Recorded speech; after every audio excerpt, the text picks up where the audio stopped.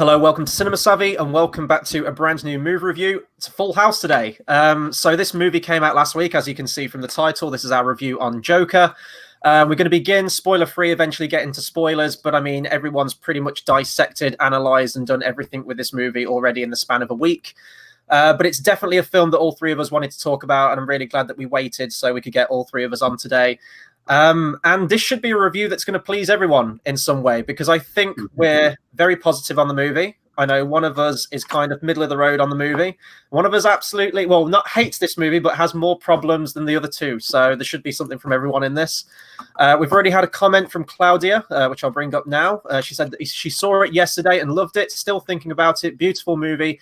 Difficult to watch, yes, but so beautiful. And I guess that's a jumping off point as well, because this has probably been one of the most controversial films of the year, for reasons you might agree with or disagree with. But there's a lot of talking about this movie already, positive and negative. Yeah. I mean, I think the controversy kind of started, way before it came out. Maybe not even to the day it got announced, but if anyone can take their mind back to a random news report which said Scorsese is going to produce a film about the Joker starring Robert De Niro and Joaquin Phoenix, and how we all laughed, and how it ended up being real until Scorsese left to do The Irishman. It's going to be controversy. I think when you got a character like the Joker, that's going to have.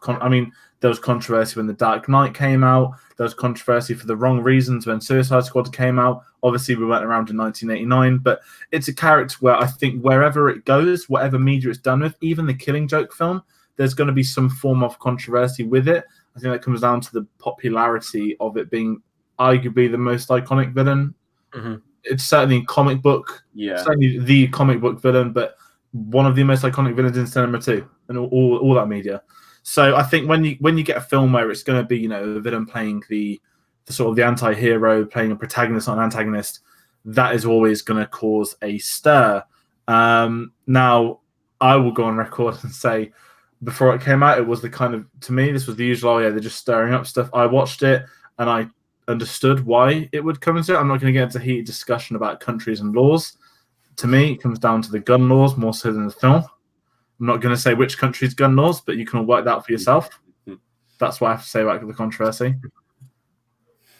Tate, do you want to chime in on anything surrounding the controversy around this film? I mean, it's not something that I would have thought about beforehand. I know there's been problems with previous Batman films in other countries and everything like that. But definitely from watching the film itself, I immediately got a feel of this could cause some kind of trouble. And it's not usually coming out of a cinema you immediately think people are actually going to take this film and possibly use it as neither an excuse or a reason or anything like that. But you just know when a film comes out of this kind of caliber and with this kind of direction that the film takes, you kind of almost assume that there will be some kind of trouble caused by it. There shouldn't be, of course. In the perfect world, there wouldn't be. But at the moment, we're kind of living in that state of the world where people do stupid things and misunderstand messages from films and everything like that. And I'll tell you this now, this film involves people being killed in public, and people are immediately going to take that as a call to action, which is stupid. It hasn't happened yet, but I'm once again won't be surprised if it does. So I've always said the same thing when it comes to, fingers being pointed to certain films, everything like that. Violent films don't make violent people. No. I've already said that. An audience can laugh and whoop and holler at the ending of a Tarantino movie and absolutely love it. But if you do the same in this movie, all of a sudden everyone loses their minds. It's completely stupid. And I don't think it should be, a finger should be pointed at this film. I think if you're going to see a film called The Joker, it's clearly going to deal with subjects like this. It's never, I'd say it's never like the film or the what's it called, like gaming thing that people choose. Yeah. To be honest, it is, and this is being a little bit political, this is the media basically plastering their face up and making them a hero. Yeah. And I feel like this film does have some kind of remnants of tackling that and almost critiquing it in some sense. So maybe this film will have a positive kind of outlook on it and everything like that, and people will start to understand it a little bit more. But I'm pretty sure someone out there will try. And the thing is, We've had films like this before, though. Like this film, and obviously we're going to keep it spoiler free. You kind of get this from the trailers, though. It deals with like a kind of uprising, sort of almost a revolution being created. We've had films like that before. It's very similar in some respects to V for Vendetta, the whole mask and the identity thing. So films like that have dealt with things such as that. I think why this has been such a big talking point, even comparatively to other incarnations we've had as the Joker and Batman and things like that. It's a question of tone. We've had way more violent films come out the last couple of years. You look at Deadpool, you look at any Tarantino film, but the tone of those is a lot more humorous. You still have a character, say Deadpool, who laughs and makes jokes about the killings that he's making. Yeah. But it's a much more disconnected approach. Whereas this film, this is the most realistic adaptation of the Joker I think we've seen. Even more so than Heath Ledger. I'm not going to say who's a better Joker or anything like that, but with Heath Ledger's Joker, he was more realistic than what we'd seen, but he still had a bazooka. He still felt like a comic book villain, and he still felt like he was within a comic book world. Well, yes, he is a comic book character. Yes, but what I'm saying is with this one, this movie could not have been called Joker, couldn't even have been about the Joker. It could have still dealt with the same subject matter, and I think it would have still been a solid movie of this person. Everyone always compares it to Taxi Driver. This person who's, you know, very mentally ill, and society, the shape of society and what's going on around him turns him into this, you know, this psychopath or this sociopath or whatever you want to call it. I think you could have made that movie. I don't think this needed to be a Joker film, but I think the fact that it is such shows that this is the most real Joker that we've seen so far.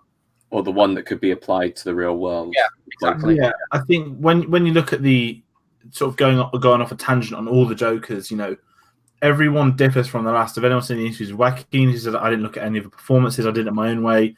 You know, Heath Ledger's very much the post 9/11 Joker. This is not to say like mentally ill, but this is the sort of the origin one. It's the lead role Joker. Jack Nicholson is the gangster Joker. Obviously, Mark Hamill is the animated one, but he's like identical to the comics. Each Joker differs so much from the last. If you want to include Jared Leto, there's always the crap one. You know, it's one of those characters where everything changes. You know, if you look at the actual Batman, like the actors of Batman, obviously this isn't part of it, but they usually are quite similar. There's only really there's always going to be similarities with them, but the Joker's the one character where whoever gets to perform and play him, they can do whatever they want because the character's kind of the quintessentially, the character is an interpretation of it, always will be. Whoever gets to play this character will always have their own way of doing it. Don't think we'll ever see a carbon copy of another one, especially in films. Obviously, maybe TV, the animated stuff, of course, but I think it's caused that discussion. But I think also, like exactly what you said, this film couldn't be called Joker. This could be something else, and you've got the same film because it is essentially a drama set in the DC, not even universe. It's its own thing. Yeah. It's so standalone. It's almost like even in a comic term, it's like a one shot, one and done. Needs to be one and done as well before anyone asks any sequel stuff. And that is why I feel that this has caused this pandemonium that, you know, if it ended with because this film was designed as one film and not sequels, etc. I think that's why I know this is kind of really jumping the gun. And this probably doesn't make sense, but when you get to the ending, obviously I'm not going to spoil it. But because the film is a one-off film, you can understand why it ends the way it does. The character arc completes the message that I say. The message, your V for Vendetta comparison is the best way of saying it as well. That is, you know, because it's a one-off film, it has to have that complete.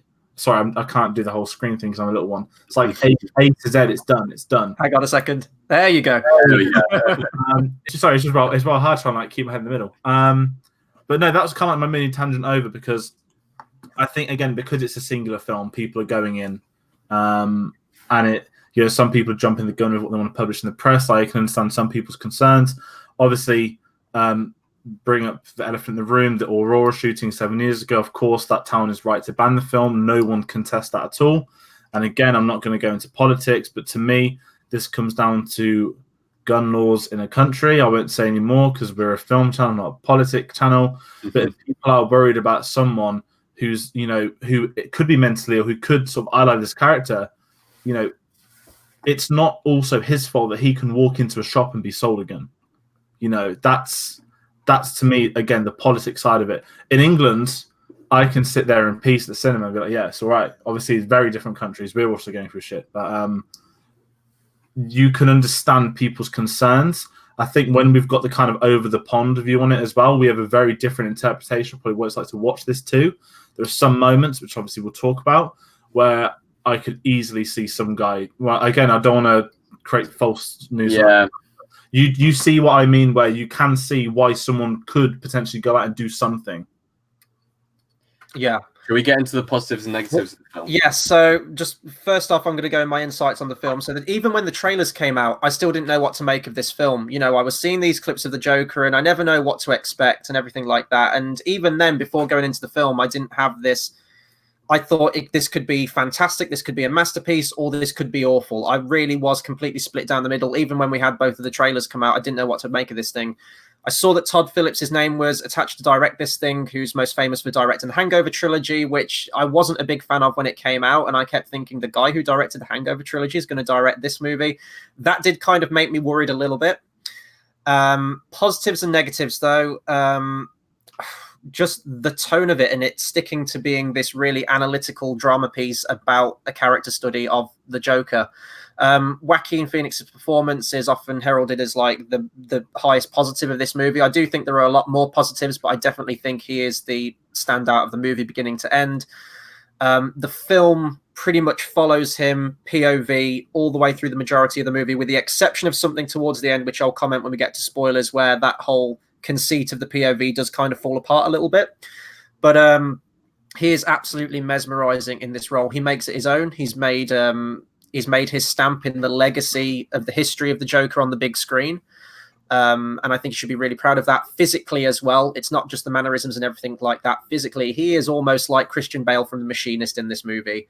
The amount of weight that he did, physical transformation and everything like that is to be commended. My biggest negative with the film, again, it's difficult to talk about this without going into spoilers. There are certain moments in the movie where I think could have benefited from being left more ambiguous, similar to elements from American Psycho, which is a film I definitely think you can compare this film to. I think American Psycho is a film that definitely achieves that sense of ambiguity. When you get to the end, you don't really know what to expect of it much more effectively than this movie. I think this movie tries to do it, but there are a few scenes in particular where it feels like it spoon feeds the audience. It kind of spells things out as real, where I think if you could have cut those scenes or shuffled some things around, you could have had a more thought-provoking product than what you're left with. That's a very, very minor nitpick for me. I still think it's an absolutely fantastic film. It might be my film of the year so far. I know that you guys have seen a lot more films recently with being at London Film Festival, which might change your lists and things like that. But in terms of positives and negatives, they're pretty much mine on the film. How about you guys? I'm going to, obviously, the obvious Joaquin Phoenix. This film I see this as a character piece, more so people will call this a comic book film. We know their own genre. But this is, people compare it to Taxi Driver, as you said. This is certainly one of the rare modern day films where it feels politely a B film. It's not got the blockbuster budget. It's not got the indie budget. It's the old school kind of 50 to 100 million where you don't get all massive amounts of them these days. But as you said, Joaquin Phoenix, he's in every single scene in this film. It is a character piece. It is entirely up to him, as I said, carrying the film on screen. I think I want to say the cinematography is a particular highlight. The soundtrack I've been listening to, very House Stark. That's got me from the get-go. But it was a very unique soundtrack choice, going for the rather obvious sort of music they could have done. They obviously hired someone, I can't pronounce his name, I'm not going to try and do it. And also, if you thought the guy that did Black Panther's soundtrack was hard to pronounce, this guy's name's even worse. I think the film, it works as a character. My issues with it, I don't really have many. I saw it in a second viewing yesterday, and again, I mean, I know that this has caused a lot of controversy. I know that it's kind of split down the middle with some fans and critics, etc., etc. But to me personally, there's a couple of rushed scenes here and there, where, like the investigation part, I guess I could say. But I was quite, what's the word? I was just very impressed. I thought it was very consistent, and it was a nice sort of the atmosphere on the screen, the sort of the production design, everything builds up to Joaquin's character. You could have this incredible one-off performance. But if it's set in modern day with posh blockbusters in like skyscrapers, stuff like that, had all that, it wouldn't work. Going for that disgusting sort of 1970s backway New York where it was filmed, like nasty subway, kind of Batman Begins this, I guess, is like, you know, that kind of sort of filthy sort of Blade Runner. The whole production on everything sort of compensates the film pushing it forwards, and that is my kind of opening thoughts. It doesn't make much sense, but there's a lot to take in when you watch it, and that's my opening. I'll give it to Tate. So Chris said earlier he wasn't sure if it was going to be a masterpiece or a complete disaster, and I completely agree with him. I kind of had those same thoughts going into this film. It ended up being neither of them. Now, I know this is going to sound somewhat controversial, but I like this film, but it is far from a masterpiece. And this film is going to be talked about loads over the next few years. I think people are going to do loads of case studies on it. And I feel like the cracks will begin to show the further along this film goes. I don't think it's going to be one that ages well with time, personally. I think, if anything, it's going to be revered at the start, and then slowly, it's not going to ever be in the category of a bad or a mediocre film, but it's going to slowly edge back towards that mark and not be held up as people are calling it a masterpiece. I've seen people saying it's the best comic book film ever. I've seen people saying it's this just kind of like overwhelming wonder, and it isn't. It's a good film, and it should be held to that. The best thing about this film is the performance, obviously. Joaquin Phoenix blows out of the park in literally every role he does. He should have won the Oscar for Gladiator. He should have won the Oscar for The Master as well. But here we are now, where he might be getting another nomination again, and he's got a very good chance of winning this. I personally don't think he will, but that is going to come down to what everyone else's performances are and what actually gets nominated for the Oscars and how they compare and how the critics receive those performances when they're fully analyzed. This film, I have a lot of negatives for this film. I'm going to keep it quite short to start with, and we'll go into it a little bit more detail when we get into the spoilers. But this film has to be one of the heaviest-handed films I've ever seen. It's properly ham-fisted. They leave very little to kind of the almost imagination and everything like that. They try and shove a lot of messages in there about how you should interpret the film in itself. I don't personally agree with the way they approach this film. I think there were better ways they could have done it. But I guess we'll discuss that a little bit later. In terms of, I don't know if you're going to be referring to the same things that I was referring to, but one of my biggest concerns before going into this film from seeing the trailers was that everything was going to be kind of a checklist mentality throughout the movie. It's like, lives with mom, check. Girlfriend leaves him, check. And I was really worried that it was going to be his progression into the Joker was going to be very easy and quite trite and written very I wouldn't say that this film had very much character progression at all. It's a very good performance. Wow. Okay. Explain it. So I don't know if this would be veering into spoilers at all, but personally for me, this character is insane at the start and ends the film just as insane as he was. Along the way, you have a load of different events thrown in, which are little tidbits into his insanity and everything like that, which kind of push him a little bit further along the track, but they don't actually elevate any level of his insanity. I feel like at the start of the film, he's exactly the same character that ends it. I disagree with that. Looks like got some thoughts. Can we just go straight to spoilers now?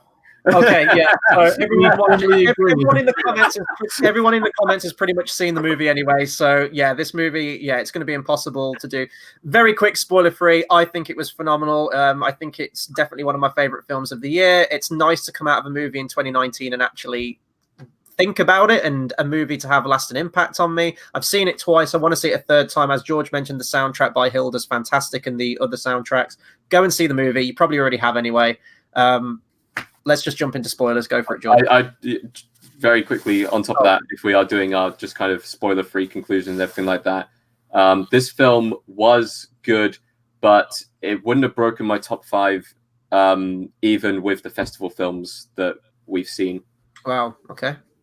I'll talk about my top 5 then because it's back in it. But spoilers. So, character progression, right? I would completely just. I mean, normally I don't really try and defend too many films, but Yeah. character progression, you've left me very intrigued at that claim. You want me to explain exactly what I mean? I'm going to say that first because we know he's insane from the get-go, but the progression is that A, he finds out he might be Thomas Wayne's kid. B, through this claim, he then finds out he's actually adopted, abused, fucked up by everyone. And that is what progresses him into the, well, I say the Joker, but that progresses him into the sociopathic killer. That's his bad day. Like, it's building. It's building for that movie, yeah. Any event in the film could have pushed him into that kind of sensibility. I don't think it did. Because when I think the one key factor that did push him along was the whole being taken off his meds thing. Anything else could have triggered him to do any of the events in the film. It didn't have to be the bad day with Bruce Wayne. No, but it all did. He would never have killed his mom. Sorry. If he hadn't found out he was adopted, he would have never killed his mom. She would be in that hospital, and it would all be hunky-dory. The moment he finds out that he was adopted, well, that's been left up to interpretation, I guess, is one way, because I've heard other people claim stuff, but that is the moment in which he's kind of had enough. And we see this in the trailer as well, with the Robert De Niro scene. You brought me on your TV show just to make fun of me and take the piss. This is a guy that tells everyone he's going to be a stand-up comedian. He's roasted for it by everyone, but the public humiliation that comes with the TV appearance, again, that was the checklist in which goodbye Robert De Niro. Like, we know you're not going to have a happy ending. Just enlighten me with yours, because that's the one thing that really confused me right now. There are various points in the film where you just see him being pushed towards the edge, and literally anything could have tipped him over. I think the meds were the thing that tipped him over, and that's the only real defining plot point there, which actually pushes him into that kind of not higher level of insanity. He already had that. It's not a manifestation. It's not like any form of like realization of madness. It is just a character that is a slow walk to a conclusion that we knew at the start. You want to do something different with this character, you give him some form of redemption or something to work towards, some form of sanity that you see within the film, and you don't see that. You don't get any of that. Layers. This movie has layers. What you're saying that any event that transpires in this movie could have been the one catalyst that turns him into the Joker. He could have, at the beginning of the movie, when he's beaten up by the people with the sign to the store, you're saying he could have become the Joker straight after that. If he wasn't on the meds at that point, that would have been a catalyst. Would that have felt earned? Would his transformation into the Joker have felt earned if, like, one event towards the beginning of the film happened and then all of a sudden he's the Joker? I'm not talking about whether it's earned or not. I'm just talking about the fact that his character actually doesn't really progress. I can't disagree with that more, Tayte. Like, this film, he's stewing in this society, in this world, in this horrible, mundane life that he's living every day. He's got this aspiration of wanting to be a stand-up comedian, and you know, the whole world's putting him down and everything like that. He is very narcissistic in that way. He does want the spotlight. He does want that recognition from the people, and ultimately, at the end, he does get it in some way. No, I think everything that happens in the movie, it's a slow build. It's like a pressure cooker. Like, it's slowly building. You see it rising and rising and gradually getting more and more insane as the film goes on. It's just that at the movie, that's when he snaps. I would even argue, even when he goes on the talk show with Robert De Niro at the end, even though he's got the Joker makeup on and the full purple costume and everything like that, he's still not the Joker in that moment. He is the Joker at the very end when he's in the cop car and he does the bloody smile. That is the moment where he becomes the Joker that we know. I was going to say he probably became the Joker after the scene with ZZ Beetz, I'd say. Because even on the show, he's still very timid. He's still acting very much like Arthur in that moment. I think is when he sees the people. I mean, obviously we've got the clown stuff before, but the moment in which they do the whole Jesus Spider-Man 2 thing, bring him out from the car. It's in that moment when he gets up onto that car, sees that he has a crowd. I think that is when it's kind of that he knows. He's had some kind of an impact, but it's a very selfish thought. You know, ZZ Beetz says, "Oh, now we need to kill another million pricks." At that point, he still hasn't clicked that this is the movement. And it's only the moment which they're idolizing him in person on that car. That's when, to me, that moment is complete with the film. And that kind of completes origin, because I think the other thing, we don't get origin films anymore. Now, this is not talking about heroes or anything, but the last time we had an outright obviously, like, I don't want to diss Marvel. It's very different when there's a cinematic universe. No, come on, man, Venom. But in terms of an outright origin film, I don't want to say MCU because there's 24 films, and they're either teased or built up to everything. Last time, from the get-go, here is an origin film about someone. With this, that all plays into it, and it bows down to it being a character piece, but the character progression is everything. So that first scene when he gets jumped in the street, the sign, to me, that's like a day in the life. That probably happens often. The guy says at the clown place, "You've had another complaint." There's indicating that there is past. That sets the tone. That does set the tone of the film. But I can't comprehend the way you think it could have happened at any time. It was only when he's pushed to them, even when he shot them guys on the train. That's not him being the Joker. There's glimpses of it. There's the killer instinct, but he doesn't have that kind of. That was a one-man kind of revenge thing. He doesn't have that. I don't want to say character arc, but the character it steadily builds throughout the entire film. Builds more and more, and it's only that final scene where I personally think there's the icing on the cake.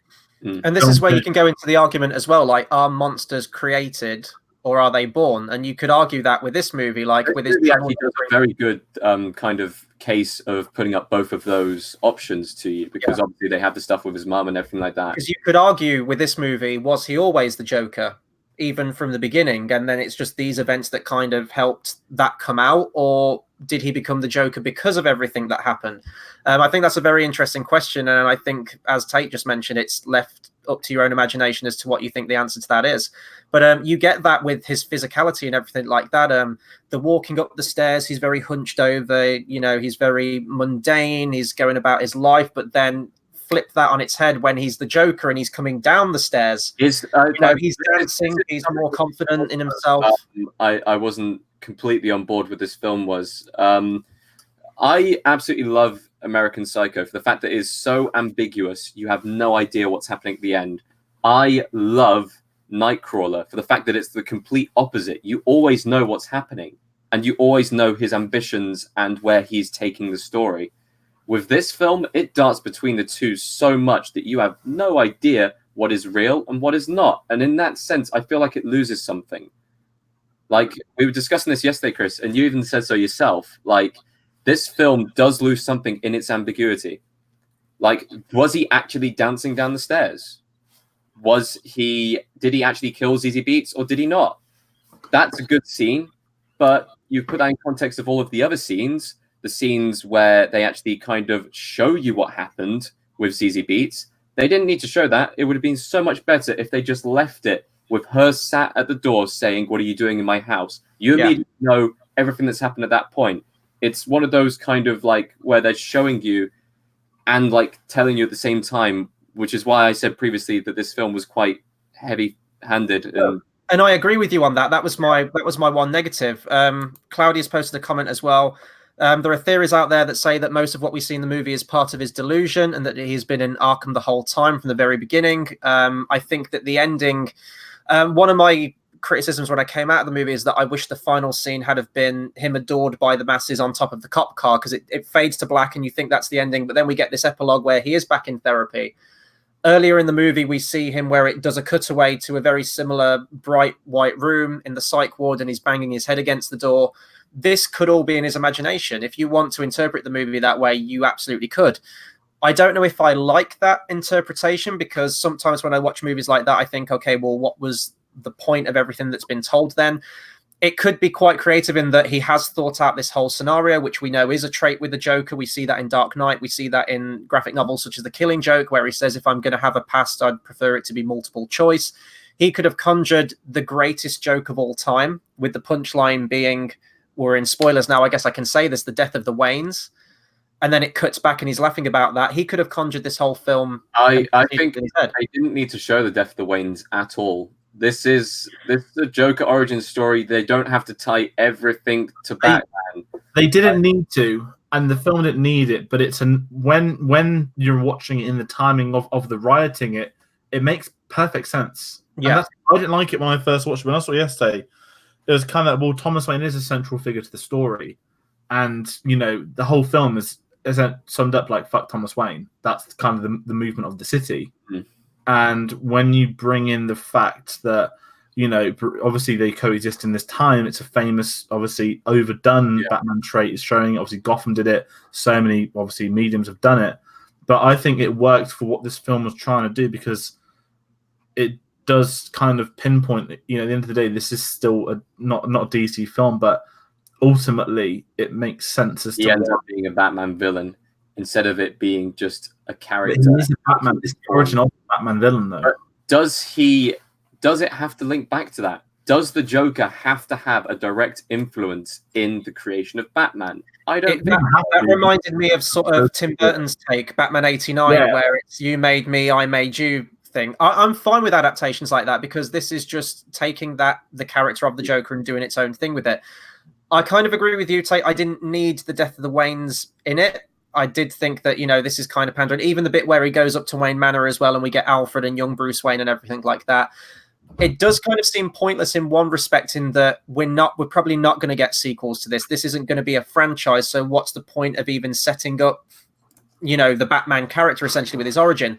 However, that being said, I think that they did work it into the story very believably, and it fit the themes of the story that it was telling. I think that the portrayal of Thomas Wayne in this movie is very different to any portrayal of Thomas Wayne that we've seen before.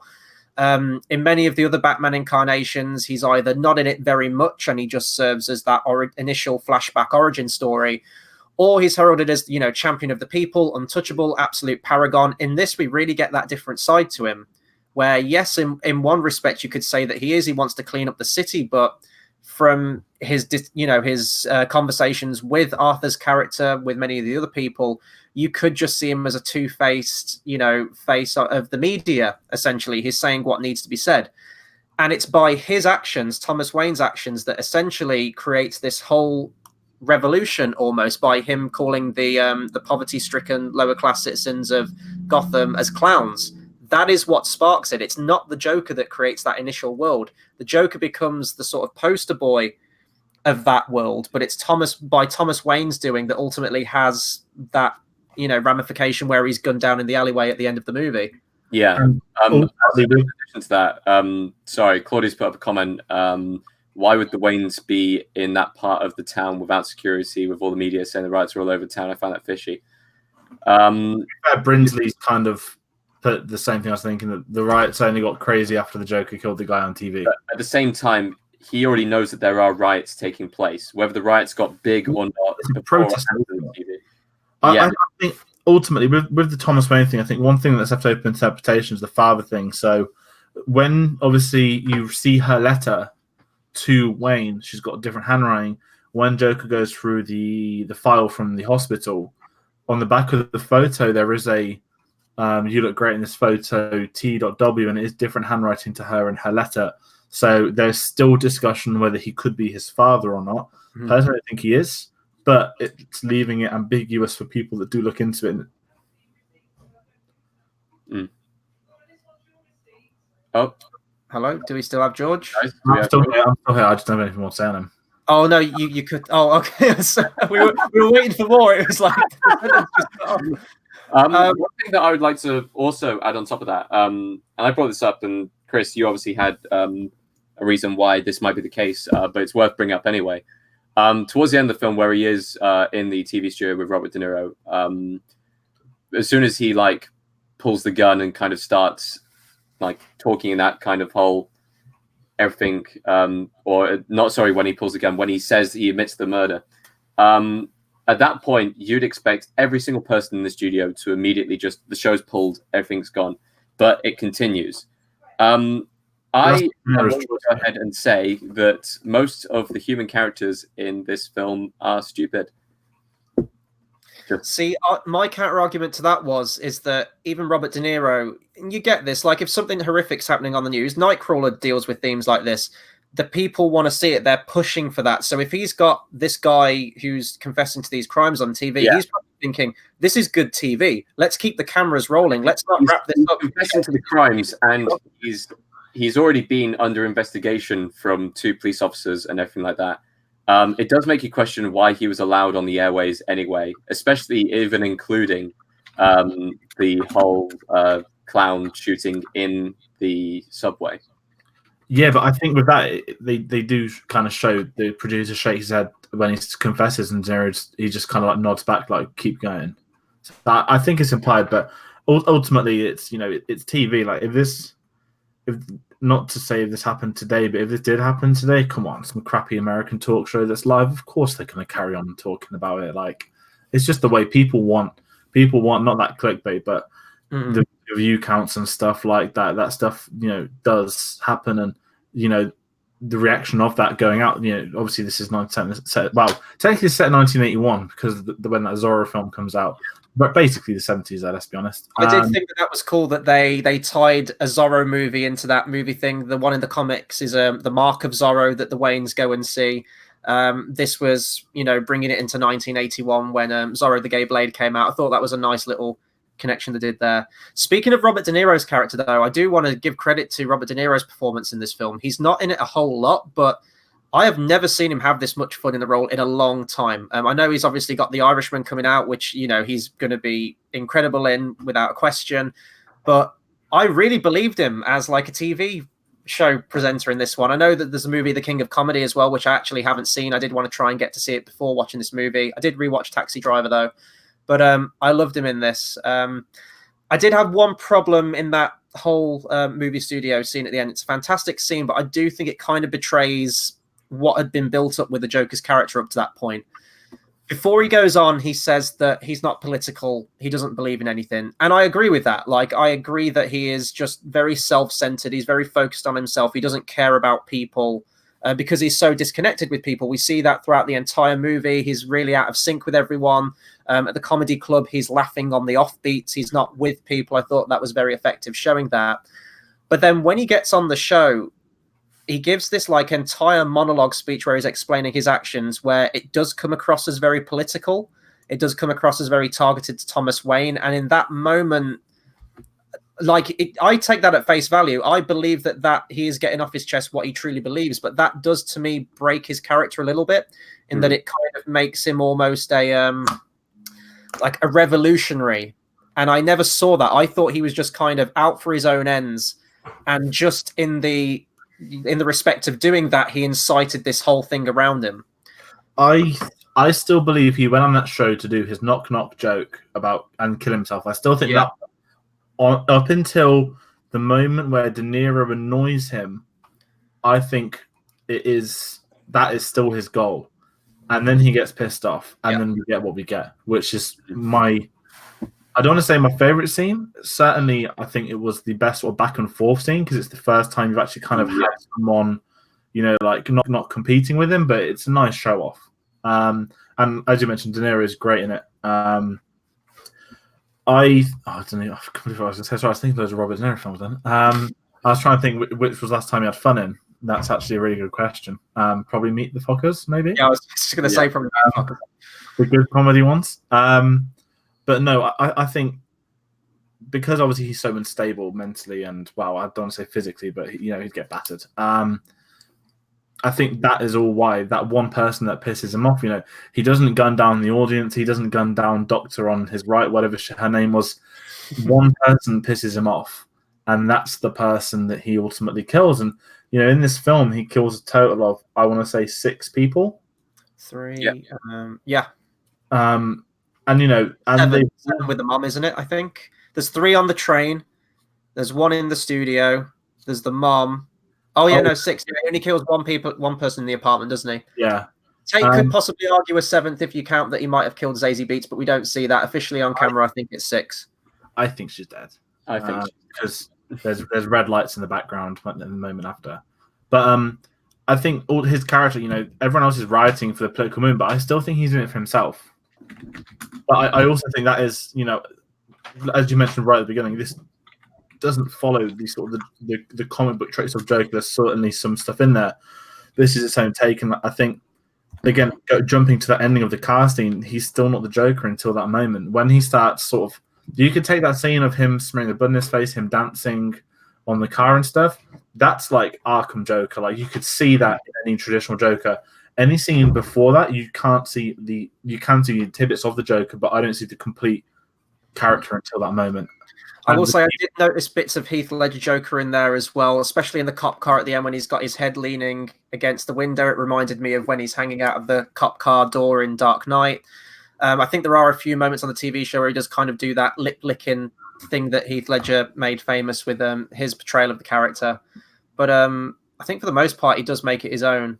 I did want to talk about the dancing, though, because that's a trait that we have seen the Joker dance before, but one of my favorite scenes in the movie is after he kills those three on the subway, and then he goes into that bathroom, and then he's just sort of doing this interpretive dance, and he's sort of he's getting through via interpretive dance, you could argue, everything that he's internalized all the time. And some people might call that like artsy wankery.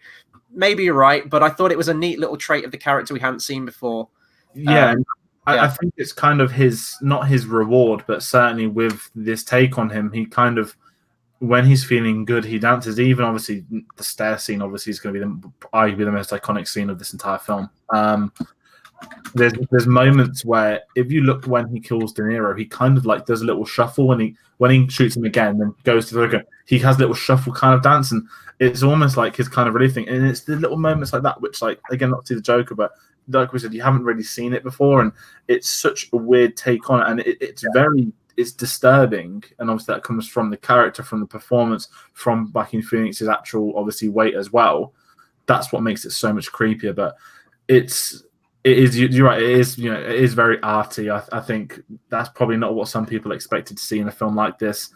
Like I guess the symbolisms as well, as you said earlier, Hunchback going up the stairs the first couple of times to ultimately dancing down it, listening to Gary Glitter, which not to get into debate about. The music from the man is a fantastic song. Yeah, the song complements the scene perfectly. That's all I can say. Yeah. Obviously, you can't not. If anything, it makes the scene even more uncomfortable. So yeah, it's the juxtaposition of he was harmed as a child, turned into Joker, and then he's listening to it. But again, it's 1970s. Well, it's annoying it's set in 81 because it's so obviously 1970s. It feels It definitely, like the kind of back end of the 70s, doesn't it?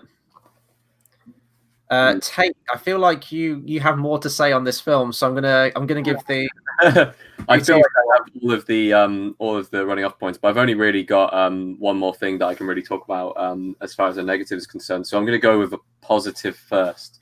I want to talk about the cinematography because this film was gorgeous, and I can't even complain about it. This film seemed to absolutely nail kind of every single shot that it showed. You can't really argue with that or the actual direction of the film. My only real issues are with the writing in that sense. And yeah. So anything on the cinematography? He'll be nominated. I should be nominated for cinematography at the Oscars next year. I thought it was very good, and it goes in tandem with the production design that they have that freedom to do what they want with the camera, but it's certainly during the really intense moments, not even the close-ups, but it seems very like wise the shots they've picked. It doesn't seem like they've just gone for obvious oblivious shots. A lot of the time the close-ups they are very intentional, especially on sort of the laughing scenes, obviously with his condition and stuff, and it makes it more uncomfortable with the cinematography, with the shots they choose to do a lot of it. When there's cuts to just his face, nothing else, just his face and the laughing. So I think cinematography. What did you guys think to the laugh, by the way? Let's talk about that because that's a trait that was kind of. I liked it. I think I saw in an interview it was the first thing that he actually kind of wanted to get down before he even got like the character even sorted. He wanted to get the laugh in. So he worked on it for a long time. The laugh, I think I heard. I think that was one of the audition pieces. I liked as well because it's a take. We know that the Joker laughs. Obviously, that's one of his biggest traits as a character, but the fact that it was more of a condition before he became the Joker, and that it looked like it physically hurt him as he was doing it. Like there's moments where he's almost retching and belching and coughing and clutching his throat, like this is really painful for him. And that's a take that I've never seen with the character before.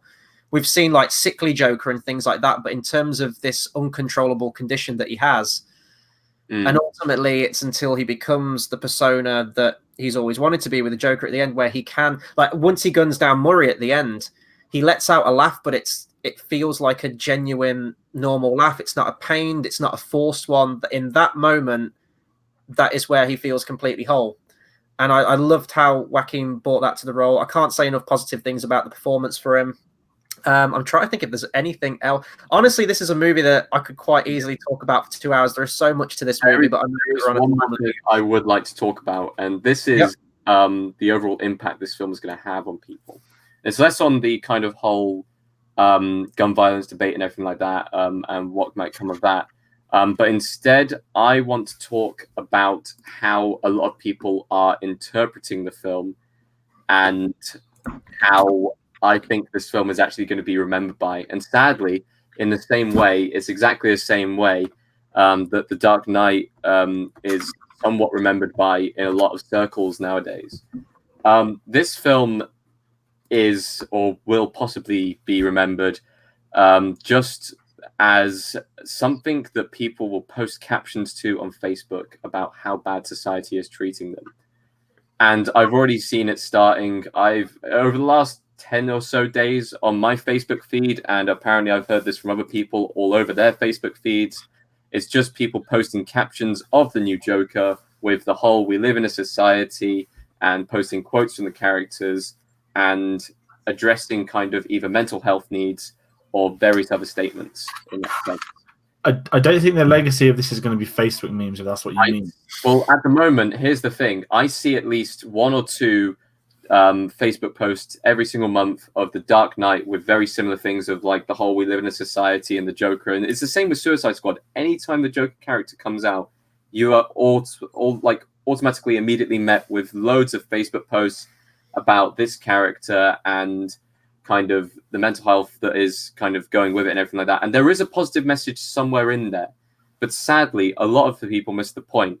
And I feel like this film has been heavily marketed not for like it's been marketed between the people who will regularly go and see superhero movies and the people who will just go and see a film for the sake of it. Not for the people who are into like the high-end drama cinema or anything like that. Not for the people who are going to see like an indie film or anything like that. Because of that, it's a lot of people who are casual film watchers who will end up watching this film. And there is a large difference between the way people interpret things if you watch films quite a lot and if you watch films just every now and then. Maybe you go once a month, maybe even go once a year. I think, sadly, in 3 or 4 years' time, this film, which, just like The Dark Knight, we remember it for being fantastic, amazing, this film will just boil down to a bunch of Facebook posts, as is the character that it has followed for the last 5 or 6 years. I will say that I will see almost no Dark Knight Facebook posts. I see certainly more Jared Leto and Harley Quinn things, but they're not from people. No, they're in like dark groups to be mocked. I just want to disagree entirely. I think it's hard to look at the legacy of film when in 4 months' time this is going to win the best actor at the Oscars. It's nominated via the industry. It's nominated via the industry. He will certainly be nominated. He should win this, presuming no one. He'll get nominated, and I think I agree with him getting a nomination. But I don't think he will win it. We've had Brinsley say, I want Joaquin to get a nomination, but I think they will avoid this movie due to the controversy surrounding it. Let's just hope that controversy doesn't amount to more than it already has. He will get a nomination. I don't think, whatever happens, he will get a nomination. I just don't think he's going to. It's him v. Adam Driver right now. And obviously, this isn't a Marriage Story review, but Marriage Story is a more Oscar film. However, it's ultimately the Academy that picks this person to win. And Joaquin has been nominated four times now and still yet to win. He's got the biggest Oscar trait going for him is that he hasn't won the Oscar yet. It'll be a second nomination. There'll be Adam Driver. You've got other years to win it. I think Joaquin will win it for this. I think legacy-wise, this film, for good or worse, is certainly not advertising mental illness, but I think it's going to wake people up to the concept of it, people that have kind of lived in denial of it. I wasn't saying that it was kind of in a denial state or anything like that. I was going to say that people are immediately reading the messages wrong from the film. Yeah, I'm not saying that, but I'm saying there are people, certainly of the older generation, who don't believe in stuff like this that will be woke up to some of the ideas. That's undeniable. Again, I'm going to completely obliterate the concept. This film's going to be remembered via Facebook posts. There's been certainly a lot of them, but I've also seen a lot more praise, and I'm now seeing people actually watching Joaquin Phoenix films as well. So I'm hoping it also educates people on the industry, and there are good actors out there. But the legacy of this film, it's impossible to tell. To me personally, from the stuff we had to watch at uni, at A-levels, everything, I think this is going to be something people are studying for years. The same with The Dark Knight. The Dark Knight is one of the films that make a lot of people study. Again, that legacy, Dark Knight, I don't know if you're trying to say it's legacy's Facebook post, which I'd also No, I'm not saying it's legacy as Facebook post. I'm saying that whenever you hear about it nowadays, it is usually through that. You don't hear it for people giving it praise for, like, I mean, I love that film, but I disagree. I've yet to meet someone to talk about The Dark Knight because they saw it on Facebook, not because they saw it and thought it was a great. All I'm saying is I see it twice a month with the kind of we live in a society type thing, and I've already seen like three I've or four Joker ones. Don't get me wrong. I've seen I've not seen a single kind of theming. I see. I mean, if you go on Google search Joker, type in images, then you'll see the odd thing people share. But the main Dark Knight bullshit I see is the Photoshop Joker on a skateboard. I see that once a month. I don't see any of the Dark Knight stuff about quotes. Again, we've probably got different social media feeds. But neither of their legacies are going to be social media. This is certainly going to be one as a character piece, which is studied for years. That's not even like a jump. I guarantee that's what's going to happen. And the fact it came out on this week as World Mental Health Day as well, that also brought a lot of attention, not to the film, but to Mental Health Day as well. But I know obviously it's very early days, but I would massively disagree with that opinion. I think it's going to be very interesting to see the legacy of this film, and I really hope it does have one. I mean, we're already over 10 years with The Dark Knight, and I have seen people still talk about that. It's still heralded as one of the best comic book movies out there, one of the best sequels out there, and I really hope that this movie does achieve, maybe not to that level that The Dark Knight did, but at least some credibility and notoriety of its own. Jumping off what George just said, I am very glad that this movie did show insight into those themes of mental health. I do think it is a very important issue that isn't not only that, but honestly, one of the most important things in the film is the dropped funding thing. Yeah, that's probably easily like the biggest scene there. I think that's the biggest commentary on the whole thing right now. And I do think it is important for films to talk about that, because I do think it's an area that has got better over the years, but still isn't at the point that it should be. I know that we're on a time limit, and there's way more we could talk about this movie. But there is one thing that I wanted to talk about. Brinsley's mentioned it here, so we'll end on this question. I think George was hesitant to talk about this at the beginning. Would you guys like to see a sequel to this movie, and would you like to see this Joker go against Batman at some point? I think that's quite a good question to end on. I would love to see Joaquin Phoenix go up against Batman. I would love to see it, but it's not something I want to happen, because I don't think there is any room for them to wait. I mean, unless they're going to wait in real life 20 years for him to match the age where Bruce Wayne's Batman.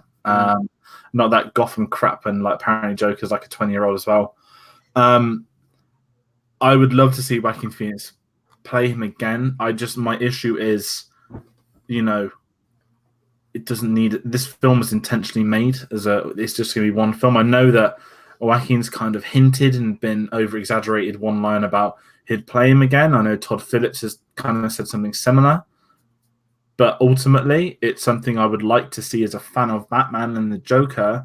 But if you actually brought it down to its basics, it would probably be the shittest Batman film in the world, because the one thing that this Joker isn't is intelligent. And that is the only way he ever beats Batman.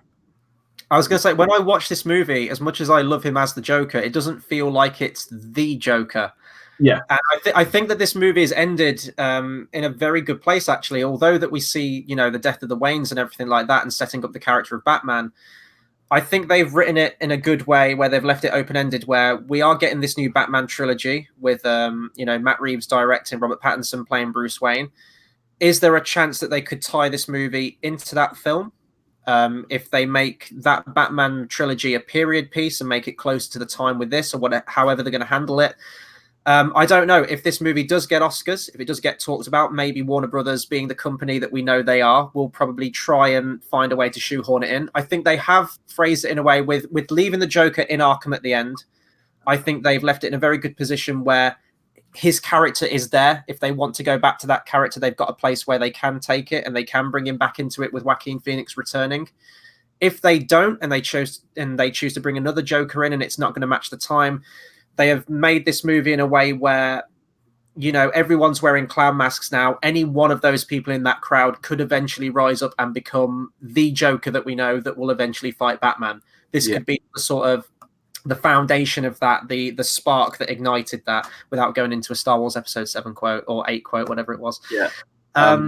But yeah, no, I would love to see Joaquin Phoenix come back, because it's frustrating to me. I love his depiction of the Joker, but you get it right at the very end, and like the final scene, you're like, that's the Joker that I want to see, and then the movie ends. It leaves you wanting more, and I do want more, but I agree with George in that it would depend how they'd handle a sequel. If I was going to do a sequel to this movie, I'd probably have it set in Arkham. I'd have it be like One Flew Over the Cuckoo's Nest meets Silence of the Lambs, and I'd probably introduce a new Dr. Harleen Quinzel and show Joaquin Phoenix's Joker corrupting her throughout the movie, and barely have the Joker in it. I wouldn't have Batman in this. I'd keep it centered on the Joker. I think that's the only way that you could possibly do anything with this tone, because I don't see this series, and I hope it doesn't turn into this Joaquin Phoenix trading punches with Batman, because I don't see that with this incarnation, and I wouldn't want that from this incarnation. I also don't think Joaquin Phoenix would sign up for anything until it was like gold dust. Yeah, he doesn't strike me as a franchise guy. I know that he was originally touted as Doctor Strange, wasn't he? I know that Marvel have reached out to him a bunch of times, I think, for the role of Iron Man, Incredible Hulk, Doctor Strange, and he's turned them all down. And he was waiting for the right time and the right character and the right material to work with. I'll be honest, I don't think this film should have a sequel. So when I came out the cinema of Knives Out, the first thing that I said to George was, I immediately want a sequel. And it kind of had that feel behind it in itself, that when you know that there is a direction that you could, and there is something open about the next film and where it could go. With this film, I think this film is good enough as it is. I mean, I've given this film some criticisms and everything like that. I still liked it. And I think this film works better as a standalone, and anything added to it, I think, would tarnish it, and would possibly ruin it for future reference. So I think just straight up, yeah. I would say it'd be a bit awkward as well. The last thing I'll say is that if we did get Batman in this universe, essentially all the criminals of Gotham are the lower class, and Batman being a rich person, it would essentially just be a rich person punching poor people in the face for like 2 hours, wouldn't it? So that's kind of a weird theme that you'd be bringing to the Batman character. Don't know if it'd work, but it's very interesting to see what they do with it. But I know that, I mean, we've had a bunch of people watching this. We've had a bunch of people in the comments as well.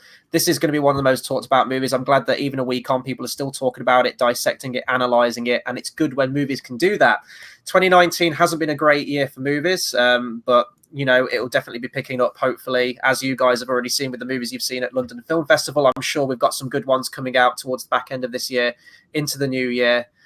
So, yeah, but it's just nice for me to come out of a movie and, you know, think about it and talk about it like this, because we haven't had many of those movies this year. So they're kind of my final thoughts on Joker. I absolutely loved it. I'd recommend everyone go and see this movie. Know what you're getting in for. This is a very slow burn drama analysis on the character of the Joker. This isn't your explosions comic book movie with the Joker in it. It's not that movie. But I'm sure everyone's already aware of that anyway. Any thoughts? I'm seeing again in 20 minutes, so that says a lot. It's worth watching. It's a very good film.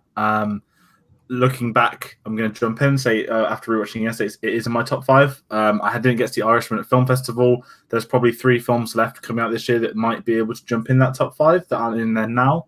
But certainly, if you haven't seen it, you're probably not watching by this point. But do watch it. There's lots taken. Repeat viewings was also very good for this. You notice a lot more, and you can appreciate a lot to go with it. Mm-hmm. This wouldn't have made my top 5 going into the film festival, and it doesn't make it out of it either. But it doesn't take away from the fact that it is a good film, and it will be an influential film. We'll have to see how it pans out and everything like that in the future. But I would also suggest that you go and watch it. But do take some kind of precaution with it. And the thing is, I think we did like a numeric score out of 10, me and you, Tate, and we pretty much were almost bang on, as we usually are. But you have a lot more negatives than me, which is quite interesting in terms of reviews. Speaking of reviews, sorry. At least it's people calling it a masterpiece. People calling it like I saw someone call it like the best film of the decade last week, and I was like, really? I don't know if I'd go that far, but I definitely think it's one of the best of the year. It's not a masterpiece. Not quite. Brinsley's just put, we all agree Jared Leto is the best. Here's the world's smallest violin for Jared Leto crying about not getting his own standalone Joker movie. Speaking of reviews, though, we're going to have a lot more on the channel. If you do want to see any of us talk more about the Joker, I did a collaboration review with Itzmo, which I'll leave a link to in the description. I did that last week. It was a spoiler-filled discussion. It's basically me just saying exactly the same stuff that I have on this one anyway. But if you want to see me talk more about Joker, please do go and check out that video on that channel there. As for you guys will have a lot more coverage coming out even still for London Film Festival once things get edited and out there. You guys are pretty much seeing all of the Oscar movies now, so there's a couple. I think there's a couple that weren't shown there, but we've seen probably between about 8-9 films. I think can't remember. It's been a very very long week. Sort of started and finished watching the Joker and all the rest in the middle. But no, we've got reviews coming out for loads of films. Honey Boy, Marriage Story. Aeronauts. Why did I think of that? There's a lot of films we've seen. We've done Knives Out. It was a very busy week, a very good week. But keep an eye on YouTube, Facebook, Twitter, all the social medias because we've got stuff coming. It could be daily content, maybe over the next week or whatever. But we'll do social media posts. We've got between us a lot of films together, some individually. So expect many more reviews. If you haven't, check out our review and interview for The Lighthouse. Tate and Chris did the review. Do an interview with Willem Dafoe, Robert Eggers. We've got a Marriage Story interview on the channel, which is pretty cool. The review's out tomorrow for that one. That's going to be, at this point, maybe the biggest Oscar film so far, I want to say. Then we've also got some actually decent films coming out soon, like The Irishman. And, yeah. Awesome. Right, so to round off, we'll do the social media links now because we've got a lot of content coming out. Follow us on Facebook at /CinemaSavvy, Twitter @cinema_savvy, and Instagram @cinema_savvy there for all of the updates on that content there. In the meantime, please do get commenting as well. Let us know how you'd rank all the Jokers that we've seen on the big screen. How would Joaquin Phoenix fit in with all the other ones? Would you like to see a sequel? Anything about this movie, please do get the comments going down below, as many people have throughout this stream. Thank you to everyone that's joined on the stream today. This has been awesome. And until the next review, we'll see you guys next time. Thanks for watching.